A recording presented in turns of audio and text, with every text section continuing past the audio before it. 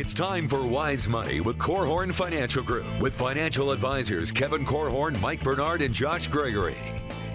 Welcome to another episode of Wise Money with Korhorn Financial Group, where every week we're helping you take your next wise step in your financial life. Thanks for being with us. My name is Mike Bernard. I am your host. I'm also one of the certified financial planners on the show. With me in the KFG studios, certified financial planners and my business partners, Kevin Korhorn and Josh Gregory. Yeah, today we're going to be discussing what you should do if you've had a bad experience with a financial professional. And you may have, and that's caused you to have one of several different reactions. And unfortunately, we see this a lot where someone comes in and they just haven't dealt with something in a long time because they were hurt in some way and they're struggling with trust and knowing where to turn. So we're going to be talking about that today to help you take the next wise step in your financial life. We also have a couple great questions from fans of the show. In fact, this topic was inspired from a fan of the show, so thanks for submitting that. Harold submitted a great question. We're going to hit that in the second half of the program. If you have questions that you'd like us to hit on the show, or really just any questions in your financial life, you can reach out to us a few different ways. Online, wisemoneyradio.com is how you find us. Submit a question right there on the right. You can contact the office. All that information's there as well. You can call or text 574-222-2000. That's 574-222-2000. And then wherever you do social media, Instagram, Facebook, YouTube, all that sort of stuff, just search Wise Money Show. And your favorite medium there, I would just subscribe to the content so you stay up to date. But you can submit questions there as well. So, all right, as I said, this topic was inspired from a fan of the show. Her name is Debbie, and she came to me and she said, you guys should do a show about what someone should do after they've been burned by a financial professional. And it's a little tricky, but man, that is important. There's a lot of people out there that have had an experience with a financial professional. It didn't go the way you'd really want to script it, and then they make a response. They have a response. And I actually think, as I've thought about this, there's a default response that we're all maybe hardwired with, most of us at least. And I actually think that could be the most dangerous one. We're going to talk about that. Before we get into that response, how would we define getting burned by a financial professional? Yeah, that can take a lot of different forms, can't it? And it feels like almost every week there's someone coming into our offices to work with someone on our team, a new financial advisor, and everyone comes in with some amount of history, right? In fact, it's one of the very first questions that we want to understand is, what has been your experience working with financial professionals in the past? And sometimes those are great experiences and we get to help build upon a great foundation that was laid. Other times there may be regret. I was actually just meeting with some new folks earlier this week, and when they mentioned the name of a past financial advisor, they literally gritted their teeth and kind of growled the name at me. And I understood why as we dove into the details, because this particular couple is probably forever going to have a certain financial product in their life that they regret having. It's one of those types of tools that sometimes it's easier to get in than it is to get out. And they're going to be kind of stuck with it, right? Sometimes. Josh, don't be so diplomatic. I mean, I know. I'm trying to be kind. The tool that you're talking about here, it's what do you call it? It's a lobster trap. Lobster trap. Yeah, there you go. Right? Yeah, it's very easy to get in, and for many of these, I mean, the game is set up where you can't get out, and I think that's the biggest one where people feel burned, is they were sold something by a financial professional. You know, we work hard to have this industry be a profession. I mean, the amount of skill, the amount of education, the amount of things that you've got to learn, and you know, the tact that is required to balance all of that. My goodness, that's a profession, and yet there are a lot of people still in this industry that it's just sales, and they're a hammer, everyone's a nail, and I think those are the biggest regrets that we see from people. You're exactly right. And, you know, you're talking about this being a profession. This is a helping profession, too. And naturally, those who kind of begin a career in financial planning, most of them out there have huge hearts. And I say that humbly because I get to interact with so many financial advisors every single day, and I think, man, they are people of character. They want to help people.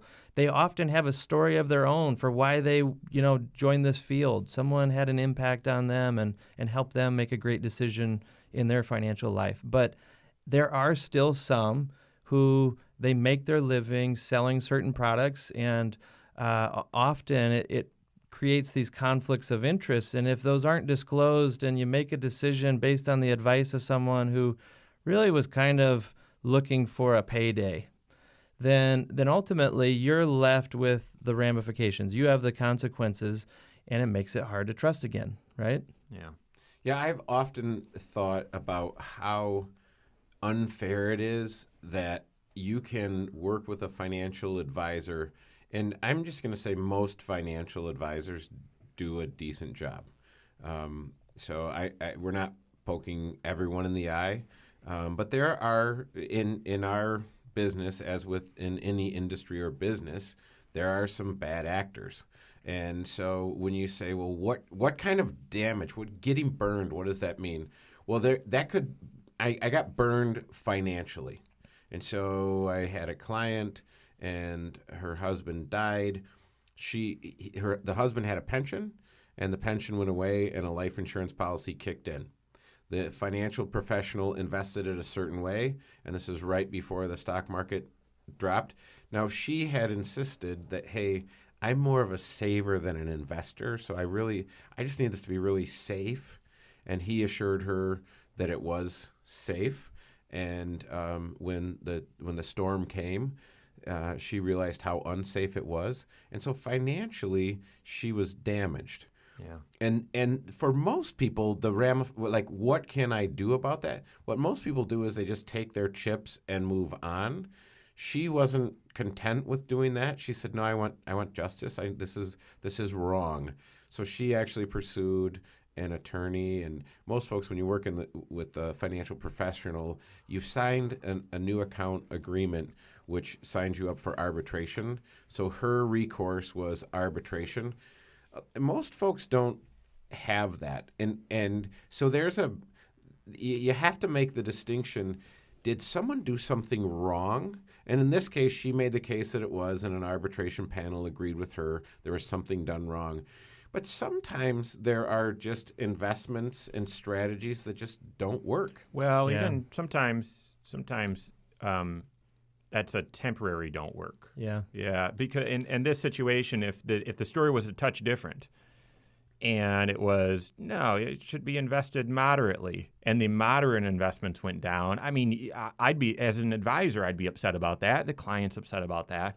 But hopefully those are temporary declines, right? That's right. I mean, if you showed up in a financial professional's office and you wanted their help to build a great portfolio, and it is early 2008, that's just bad timing. I mean, a horrible storm is coming, and you're going to get battered some.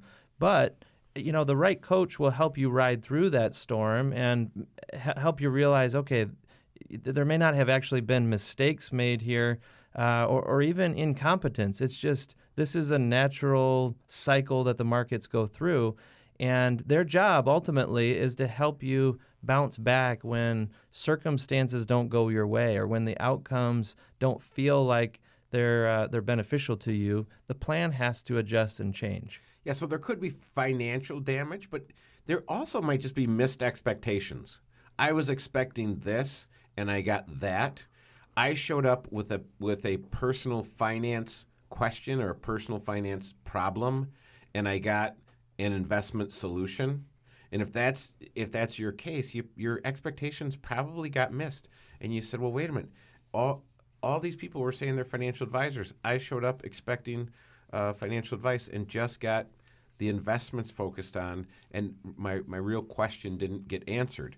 So that's another way. And then the other, to me, is the emotional piece where a financial advisor said something to you that made you withdraw, and you stopped engaging.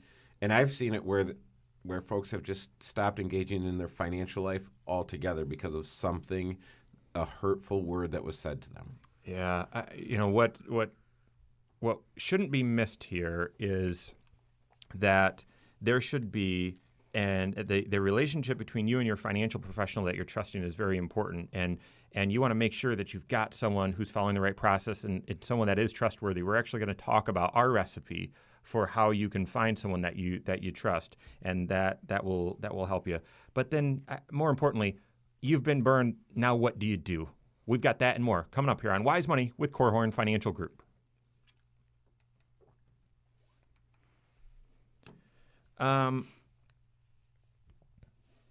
We didn't get into. I mean, we said it, but we didn't punctuate it. The difference between comprehensive financial planning, an investment advisor, or an insurance advisor, insurance salesman. And I wonder if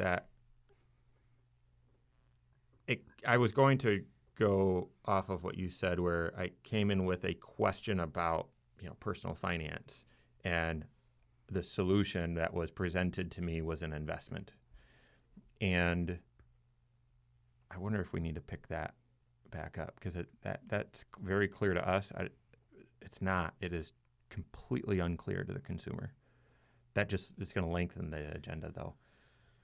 But I mean, there's some value in saying our industry was kind of, the financial planning industry was kind of birthed in the 70s, and we're still a young industry, and we still haven't done a fabulous job of creating a profession and distinguishing the difference between a certified financial planner who solves personal finance questions using the 6 areas of financial planning versus a salesperson who solves your problem by selling them the product that makes them the most money. I mean, it doesn't really sound very nice, but it's really true.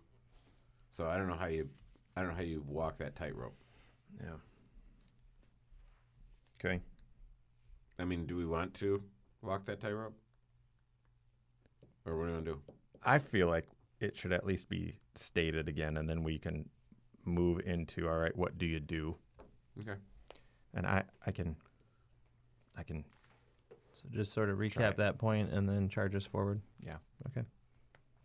Yep. All right. I had to hit the button there twice, if you noticed. That first time I hit it and it didn't work, so I had to hit it again. It was only a second or two delay, but the battery dying? I don't know. Or maybe my aim is off.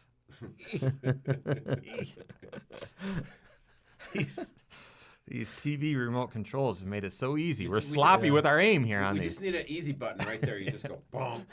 All right. All right, ready? What do you do if you've been burned financially, if you've been hurt financially by a financial professional who you've trusted?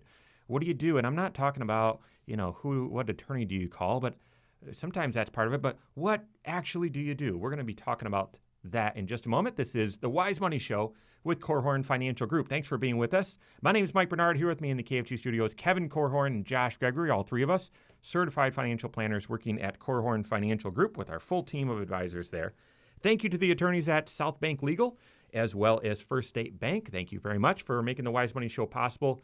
And lastly, to stay connected to the show, you can find us online, wisemoneyradio.com. You can see every episode there. You can submit questions right there as well. And then all other sorts of content, the blog right there also. So, okay, we're talking about what do you do if you've been burned financially, or if someone's made a mistake and you've had to deal with the consequences. Now, we talked about possibly you've been sold something.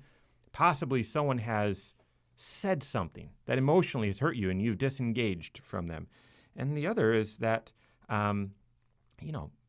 possibly the timing was off. The recommendation was right, but the investments went down temporarily. And I'm not trying to make you feel good about that. That can hurt. But I want to just touch on one before we transition, and that is the difference in expectations. Kevin talked about in the first segment that if you have a personal financial question, should I pay off my mortgage, or how much should I save versus how much should I put on debt, or do I need long-term care insurance, or when am I able to retire? Those sorts of kind of foundational financial questions. if you don't go to someone who's a CFP, but also who's doing all 6 areas, analyzing all 6 areas of your financial life, doing comprehensive financial planning, you're likely going to get sold a product. The solution to this financial planning question is likely going to be a product. And we're going to equip you in just a minute to be able to sniff through that. If you're looking for answers to financial planning questions, and most people are, one way to be burned is to just go to someone who's just who their only solution is a product. And you've got to be watchful for that. So, all right, now, if you've had some hurts, if you've been burned financially, now here's the point. What do you do about it? I actually think the default response for most people is to then do nothing, is to then withdraw and say to themselves, see, I knew I shouldn't have trusted this person, and that's how the entire industry is. Therefore, I've got to do this on my own, and then they don't do anything. I agree. I mean, that's not just in the financial services area either. It's, if your spouse betrayed you, if, a doctor failed you or your church hurt you, often people say, well, I'm never going to open myself up to that hurt again, right? I'm going to learn my lesson. What's the saying? You don't learn something from the second kick of the mule or something like that. That's right. And so this idea that, man, I obviously was too vulnerable. I allowed this to happen somehow, and I am never doing that again. And, just like I would hope you would find another church or you find another doctor to trust, that kind of thing. Finding another financial professional to trust is an important, it's the right thing to do, but the problem is the natural thing to do is to just kind of clam up and say, well, I'm not doing that again. I'm now only going to trust myself or only going to trust my spouse. We're not opening ourselves up to other professionals anymore. Yeah, I am thinking about a situation where one of the parents had an account, and out of this account there was a distribution set up, and it went to another customer's account in Indianapolis. And this happened on a monthly basis. It's about $1,000 a month, and it happened for 37 months. Well, when the adult children realized this, because Dad didn't pay close attention, the adult children realized this. They said, okay, we need to take action. So they went to the investment company and didn't get what they felt like was a reasonable solution. So then they made a mistake that compounded this. They went to a local law firm and said, hey, we want to sue this law firm. What they didn't realize is that they were bound to solve this problem through the arbitration process. And the law firm that they engaged didn't realize that either. So they were probably $10,000 of legal fees into the deal before they realized, this law firm will never, ever, ever be able to help me. They're wasting money. You are totally wasting money. And so now we've got 2 mistakes, and there's no recourse against the law firm. The guys that said, we can help you, we can write letters on your behalf, they spent time. They just didn't get a result and never were going to get a result. Yeah. So I would want you to understand there is a proper channel and a proper recourse for an actual mistake. So you say, hey, did I get burned? I don't know. That mistake wasn't on purpose. You certainly felt burned, and you felt like, hey, and you need to be made whole. Yeah. Right. Yeah. That was a mistake. You need to be made whole. Yep. Yeah. And it came out of an account that added an extra $12,000 a year to Dad's taxable income. So Dad paid more taxes than he should have over the past 3.5 and change years.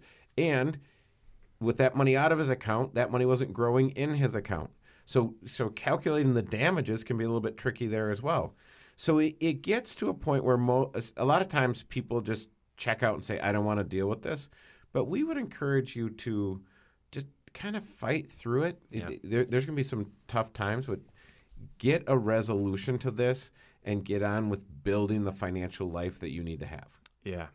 So how do you move on? And how do you learn to trust again? And where can you look to find someone who's trustworthy? even in our local area here. We were talking last week about character. We're talking about the formula I'm going to share with you in here in just a second. And we're talking about just how many people in this corridor, how many financial professionals have turned out to have terrible character. And there's one that happened earlier this year in this what's called the Michiana area, and people ended up not getting some paychecks, and it was a disaster. And so how can you sniff that out? How can you find someone to trust? It turns out trust is a formula. And this dates back to, what was it, Josh, 2004, 2005? Josh and I both stumbled upon an article, or he probably found it and shared it with me, and we both read it. It's called The Mathematics of Trust, and this is one of the things I love about Josh. We both read it, and we both said, oh, that is awesome. Oh, how do we apply this? But then Josh said, yeah, but the formula's wrong. And I'm like, what are you talking about? And he said, no, it's not C. Trust does not equal C plus C plus C. Trust equals C times C times C. And he was absolutely right. Decades later now, a decade later, we're realizing that first C, which is character, that we see all over the news with celebrities or other whatever, when it's revealed what their true character is, there's no trust. So it's not that trust equals character plus competence plus consistency. If you are a zero in one of those, you have no trust. So that's the formula you need to work. And we're going to actually walk through each of these. But to find someone that you should interview, that you should see if you've got a good connection with, you've got to see how you apply that formula.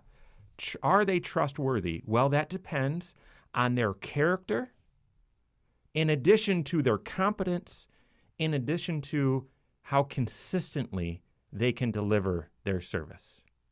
So we're going to break each of those down here in just a second. But what else would you guys add to that formula, or how you can learn to trust again? Well, not only is that formula hopefully something, maybe an outline for you to evaluate any future advisor or future professional, but it's also a way to evaluate what went wrong when you got burned too.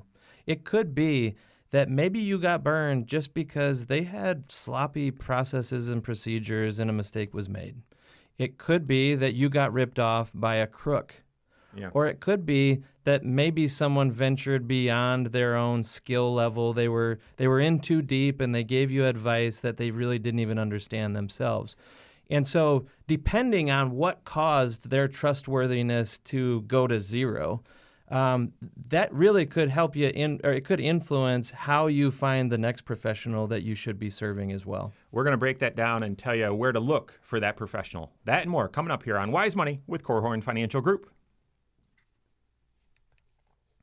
All right. I think we can, now that I introduced it, I wasn't sure there was enough time to kind of explain each of them, even though I don't think the explanation will take long. Mm-hmm. But let's start with that, and then we'll hit those couple ways of searching for someone, and then maybe jump into Eric's question. Starting in the third segment, Lindsay? Yep. So we're going to hit Eric's question first? I think let's finish that character, competence, consistency, and sort of what that is. Josh sort of gave illustrations there, but let's punctuate that. And then where can you look for someone? CFP.net, Kingdom Advisors, maybe Dave Ramsey, something like that. I mean, yeah.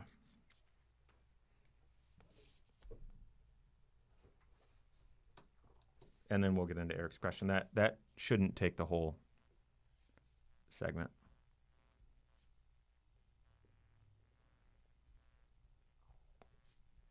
So if you're watching on YouTube and you live in the Michiana area, you're probably aware. If you don't live in the Michiana area, some of that might have been missed. But there's a local payroll company where the owner for a couple decades has been very influential in the community here. Sat on lots of boards, and he's gotten a lot of reputation for his success.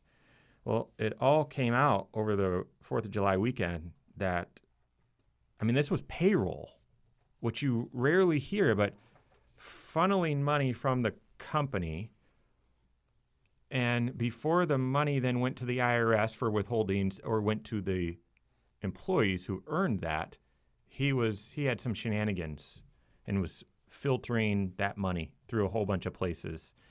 And inside people suspected this, but the community, no one suspected it. And then 4th of July weekend, instead of routing that money to the employees or to the IRS, he routed it several different places to himself and stole the money. And Allegedly, right? Yeah. It's yes. It is you can add 1 + 1 and get 2, but we don't. I would just put the disclaimer in that we don't know for sure. We don't know, right? This was a year after an attorney in the area did something, not something similar, because that with payroll, that is quite unique. I don't think I've ever heard a story like that. Although before. I just heard another one. You're kidding. A second one, and they actually, people didn't get paid, and they made a grab, pulled money out of people's bank accounts somehow. This payroll company in New York State somewhere. It was $26 million that they were trying to steal. But I thought I was starting to read an article about our local. I was like, oh, wow, we're making national news here. Nope, it was a second story. So there again, I mean, we're talking about financial planning, so we're talking about financial professionals. I mean, I use that term intentionally because a lot of times it's financial advisor or an accountant. But it really, I mean, it could be any financial professional. You've got to apply this formula to make sure that they're trustworthy. So, all right, let's pick it up there, guys, and then hit Eric's question and keep rolling.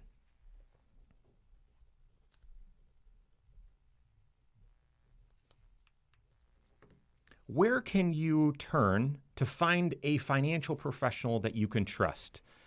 Turns out trust is a formula, and you've got to find people that actually that formula yields trustworthiness, okay? We're going to lay that out for you and then how to find someone here in just a minute. This is the Wise Money Show with Korhorn Financial Group. Thanks for being with us. My name's Mike Bernard. Here with me in the KFG studios, Kevin Korhorn and Josh Gregory. I want to say thank you to Bethel University Adult and Graduate Studies, as well as Diane Bennett and her inspired team serving both Michigan and Indiana with real estate needs. Thank you very much for making the Wise Money Show possible. Every episode is on our YouTube channel. So I want to invite you to go to the YouTube channel. Just search Wise Money Show. You can subscribe to it and click the bell for all notifications. Every episode of the Wise Money Show is going to be there, but also all other content as well. Different videos that we're doing on what to do about this, or if you're facing this situation, here's the first things you need to consider. All of that's right there on the YouTube channel. So I'd encourage you to visit the Wise Money Show on YouTube. Okay, so we're talking about what to do if you've been burned financially, and how can you learn to trust again. And trust is a formula. And this applies to trusting your coworkers, trusting family members, trusting friends, trusting a financial professional. And that is trust, or someone's trustworthiness, is equal to their character times their competence times their consistency. Now, very quickly, how can you quantify someone's character? And I'd be open to what you guys think here, but one is a referral. If someone that you trust has been working with someone and they say, yes, I've had a great experience with this person, that gives you an indication of what their character is. Second, maybe they're involved in some causes you care about, or you've heard them involved or talk about some different causes, and that is some evidence to what their character is. Maybe on their website, they have a bio and you can see the things that they're involved in, and you get a sense of their humility or their passion or compassion.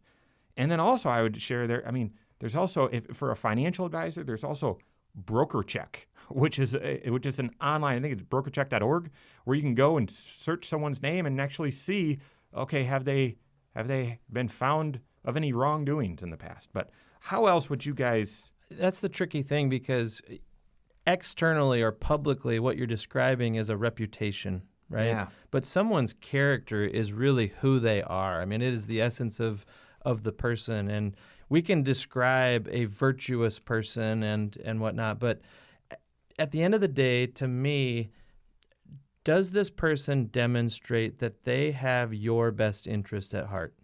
Do they Yes. put you first? You have to be elevated in importance and not them placing themselves above you. And unfortunately, yes, you can ask friends and family for a referral. What's their experience been? How does this person demonstrate character? But part of it is just the interview process. It's experiencing what it is to be in relationship with this person. And I would even argue you can maybe even get some clues into the folks that they associate with as well, right? What iron sharpens iron is a truth, right? One bad apple spoils the bunch. These truths tell us that the people we're around matter. I was reading just this week, walk with the wise and become wise. The companion of fools will feel harm, right? I was reading also of bad company corrupts good character. Yeah. Also in Scripture. And Yeah. you can't pretend that that's not a true statement, Right. right? That is a fact, that is a principle, and you can hope that, well, maybe this person's different, but evaluating someone's character is so important because if they are the most skilled individual on the planet, the greatest surgeon ever, but they're doing surgeries that aren't really necessary because it helps pad their stats or helps drive their income, you would say that's not a trustworthy surgeon. So right? so that's the second component. Then you said, what if they're the most skilled? So that's the second part of this formula is competence. Now you're totally right with character. That's much more qualitative than it is quantitative. Competence actually is too, but there are some quantitative things that can give you an indication of someone's skills, someone's competence. That's their designations. You hear us talk about the comprehensive financial planning designation all the time. Well, it's because that doesn't always, it should equip someone with certain skills, certain competence. Different licenses, series exams, those sorts of things can also give you an indication of their competence, same with their experience. But you need to ask them, do they have experience and competence in your unique situation as well, right? Because being a generalist is great. Having your certified financial planning designation is very important because it creates a baseline of skill or knowledge, a knowledge base that is very broad. But you may have some very unique elements in your financial life that they also need to have experience, knowledge, and skill, just the ability to help you specifically as well. So an interview process has to tease that out, right? Yeah. And when you ask them the question, do they have the competence? Hopefully they've got the character to give you the truthful answer. Yeah, That's right. That's right. Because I would say time and truth go hand in hand. Mm-hmm. So if I have someone with great character and no skill, I don't want to work with them. Yeah. If I have someone with great skill and no character, I don't want to work with them either. And so I want someone who's got character and skill or competence, but it needs to be Consistently applied. Yeah. And so that's where time and truth go hand in hand. Because you say, well, is it really figure outable? It is over time.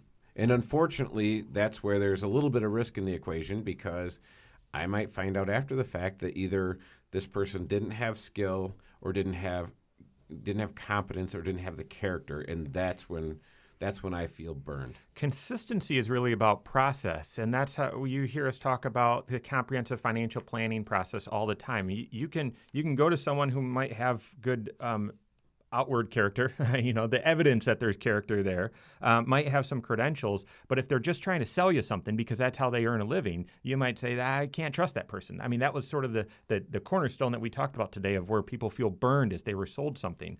And if they don't have a consistent process of helping you with your needs, then they're not trustworthy. It really is all three of those things. And I want to make this point because I keep hearing Josh say it, and I want to make sure he's not mishearing what I'm saying. These aren't things that you just look for on the surface, and then once they're there, you're good. No. It's found through an interview process. And as Kevin said, it's then confirmed over time and over time. So each of these things you're looking for as you're interviewing someone. Now, where can you find someone to interview? And I've sort of come up with this is where I would start. This is what I would do. I'd first look for someone. You've got to screen whether they're a certified financial planner or not. Not all certified financial planners do comprehensive financial planning. But I would assure you, if they're doing comprehensive financial planning and not a CFP, to me, that just doesn't really make sense. So first, go to cfp.net and search for someone in your area. But then second, I'd see if they're affiliated with Kingdom Advisors.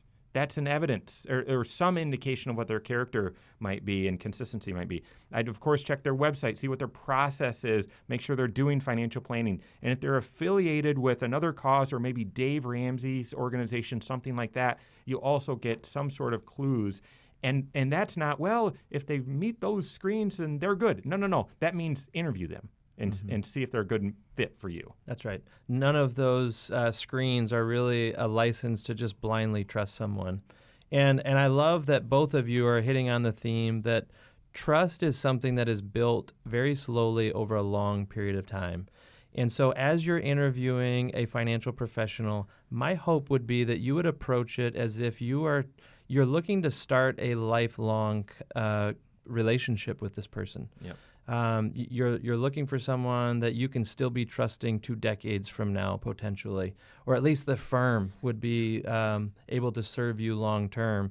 And it's we say in our office that it takes a long time to build trust, but in a moment you can lose it. That's right. Right? That's right. So I encourage you to start that process today, building trust with someone, a professional that you can rely on. Should you have an emergency fund when you're in retirement? We've got that question and answer next here on the Wise Money Show. All right. So you're holding back that cough. Oh, my word. Man, I want to leapfrog Eric's question and get into Harold's. I put... We'll just do the speed round on... What? Did you? Josh is sharing some of his sample with me. Oh, that's exactly what it sounded like. Do they put sugar in that? Nope. Some sort of sweetener.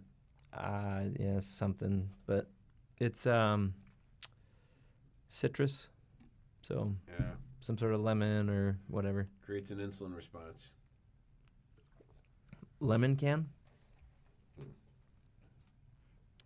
Sugar does. Yes, sir. Okay, so look, dude. I just feel like that's... Well, do you want to hit? Let's start with Harold's question. We'll see how far we get.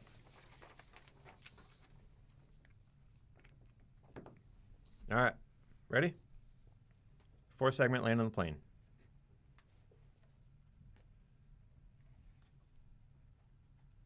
All right. When you're in retirement, do you need an emergency fund? Oh, fabulous question by Harold. We're going to hit it in just a second. Thanks for being with us. This is the Wise Money Show with Korhorn Financial Group. My name's Mike Bernard. Here with me in the KFG studios, Kevin Korhorn and Josh Gregory.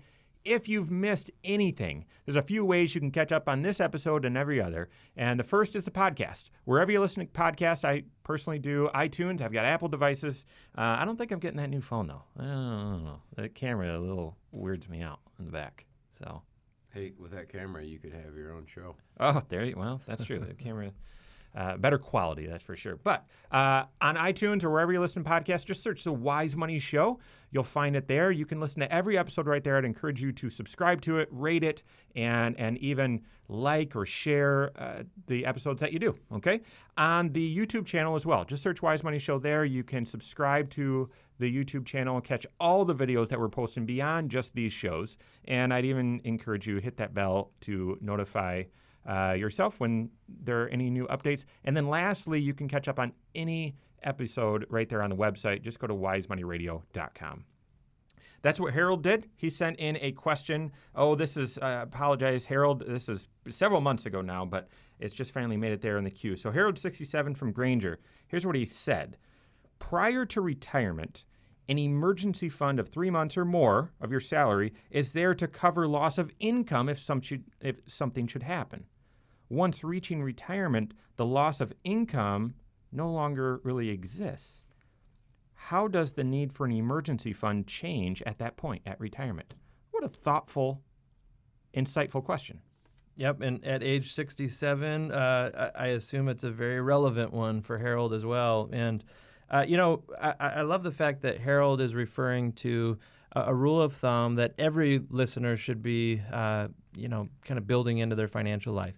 Having liquid cash, some sort of accessible resources to help you ride through whatever storms are thrown your direction. Could be literally a storm creates problems for your roof, or you've got a health concern. Could be an interruption to your paycheck because of a job change or something like that. It's important to be able to have enough money to live life as normal without taking drastic action like borrowing money or cashing in long-term assets that really need to stay in growth mode. But what about when you get to retirement? Because you no longer have a paycheck that we have to worry about an interruption to, theoretically.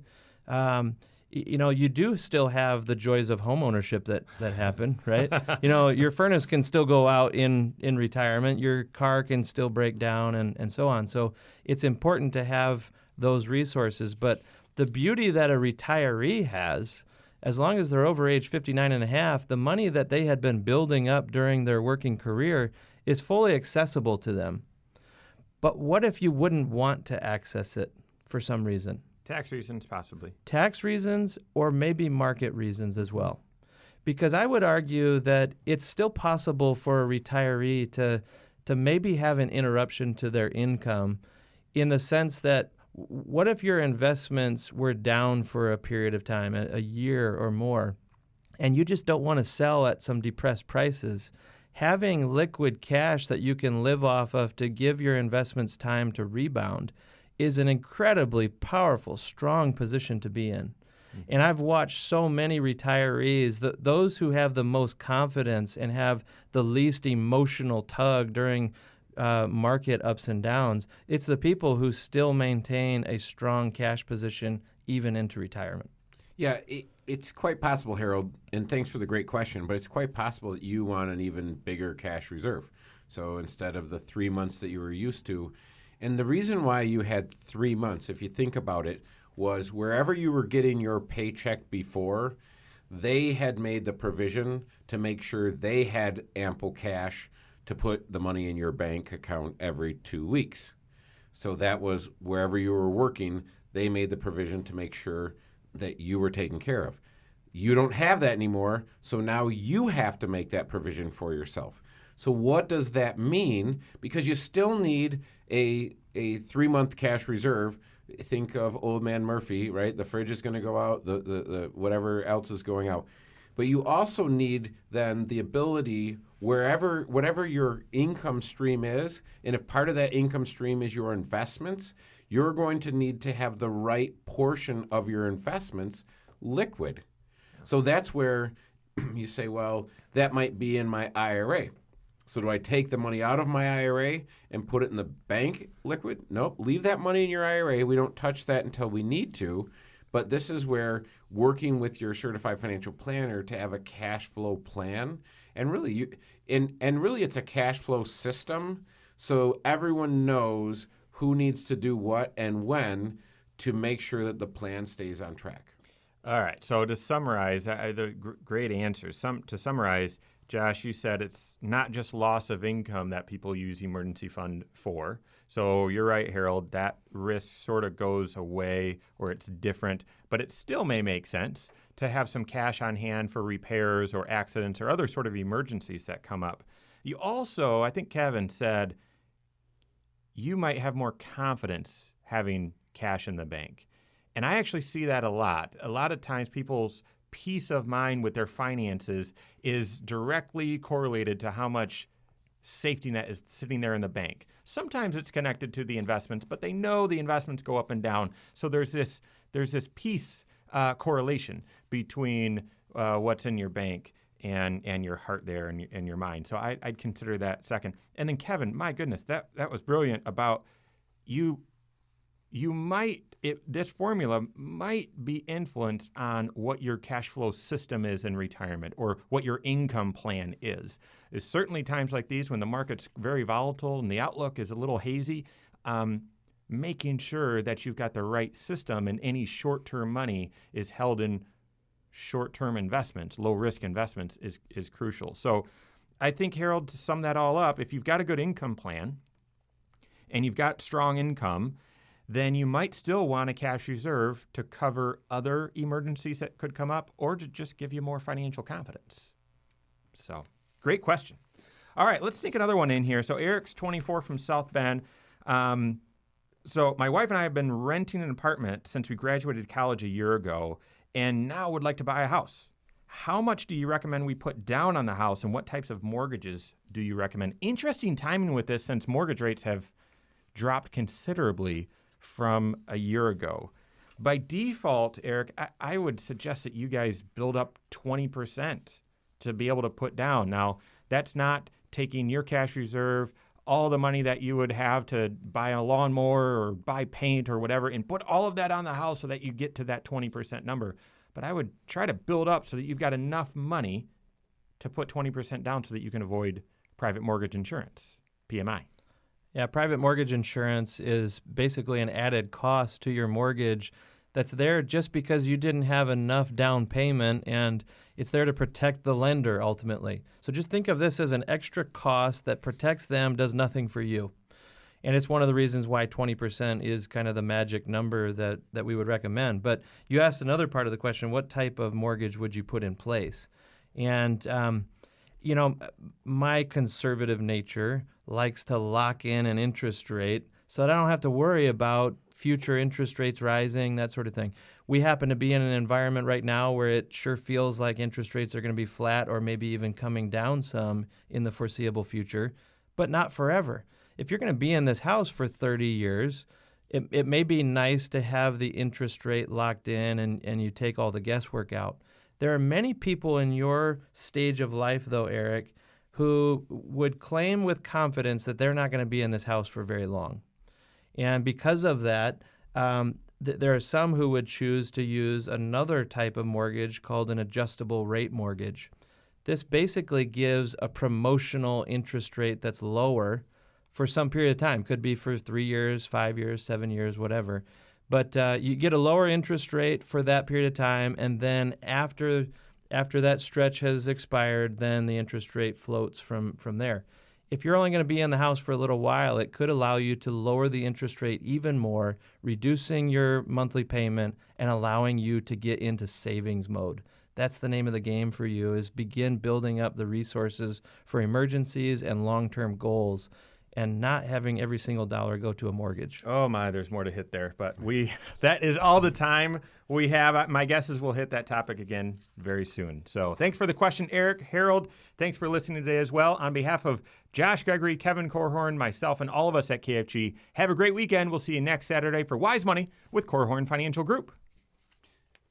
And if you're watching on the YouTube channel, make sure to subscribe, like, and sign up for notifications. And if there is an episode that you like, please share that with a friend. Securities offered through Silver Oak Securities, member FINRA/SIPC. Advisory services offered through KFG Wealth Management, LLC. Doing business as Korhorn Financial Group. KFG Wealth Management, LLC and Silver Oak Securities Incorporated companies are unaffiliated.